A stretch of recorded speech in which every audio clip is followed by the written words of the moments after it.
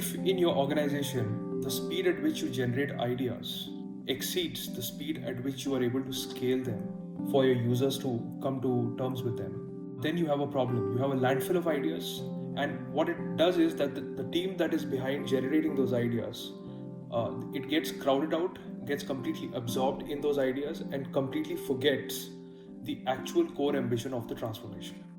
You want to embark on a transformation, and your objective is to lift your EBITDA by possibly introducing a lot of automation and AI across your value chain. But when you hand this mandate over to your technology organizations, they chop it into a bunch of projects and programs and milestones which are largely technical in nature. So there is no closing of the loop, if you will, in terms of understanding if the outcomes that they are producing are actually tying back to the EBITDA objective that the company had set out.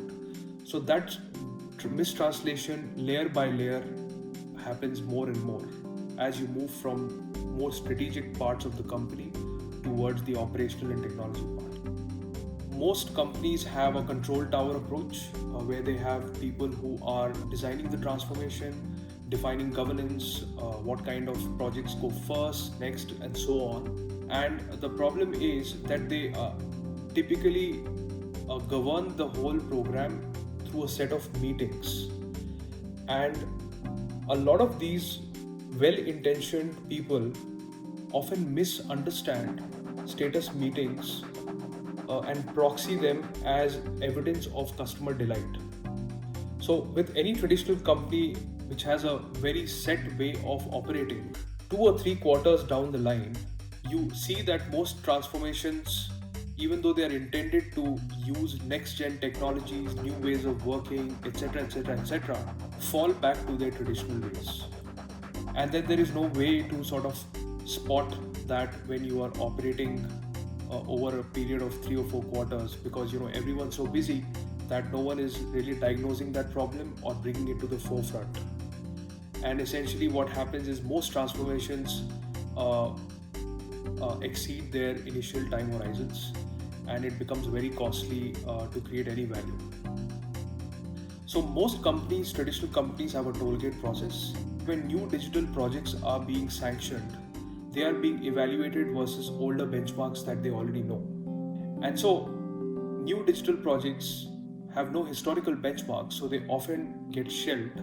The ones that feel older or have some sort of historical benchmark go through. And tollgate jams is a problem which percolates across sectors, across firms, especially the big ones, because the objective there is cost control and financial control.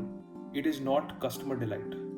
And the final one, rather a counterintuitive one, is about this notion that in your organization, employees are taught to contact a help desk to solve their technology challenges. Now, over a period of time, it almost is assumed that employees are going to hand over technical or technology-centric problems to a help desk. And what it cognitively does to your employee thinking is that it's not important for the organization to handle technology on its own. There is always someone else who's going to take care of technology. And when such people who constitute the major part of any organization are then handed over a transformation, it becomes very difficult for them to synthesize. If your organization is logging too many technology tickets to solve technology problems in your organization, it probably correlates to possibility of a transformation that will not go according to your plan, because your employees are just programmed to think about technology as someone else's problem, not yours.